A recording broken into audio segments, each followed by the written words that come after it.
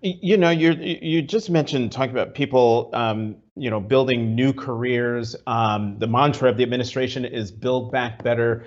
But as we've gone through this, through the pandemic, through work from home, for those of us who can work from home, I'm, and we're a year and a half into this, into this new sort of work life, and I'm wondering from your perspective now, especially as Secretary of Labor, are we going through a realignment, not just in terms of the economy, but in terms of how we go about work, how the American people go to work, whether we are fully shifting from the 9 to 5 or 8 to 4, the 8 hour workday to one at a location to one that is a hybrid of those two things of working in an office or working from home or just simply working from home if you can.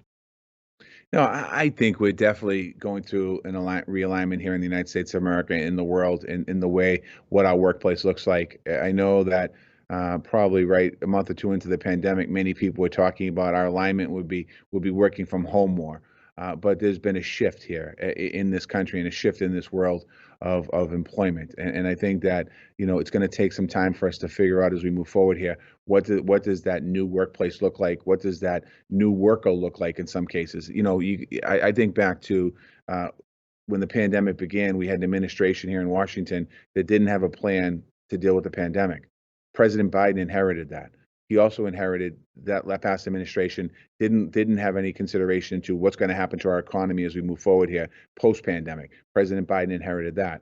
The first two things the president did was come up with a very aggressive vaccination plan to get 100 million shots in the first 100 days. He surpassed that by 200 million shots. Also, he put forth a plan to reopen society in the American Rescue Plan, an investment that we began to reopen our society, and we started to see the numbers go down.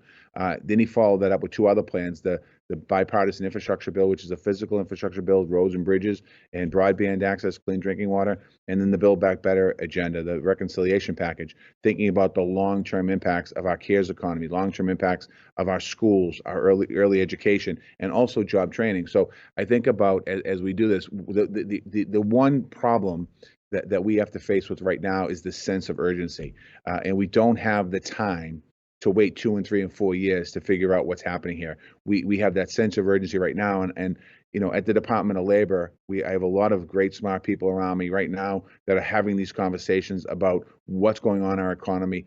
Because at the end of the day, it's kind of what I said in the beginning of the conversation. We need to make sure, when I call them essential jobs, I don't mean definition of essential jobs, but we need to make sure that our hospitality industries are open. We need to make sure that people are fed. We need to make sure that we continue to fill these manufacturing jobs. We need to continue to fill these medical jobs, whether it's nurses or medical professionals or people that work in nursing homes. Those are the jobs that we need to continue to move forward on.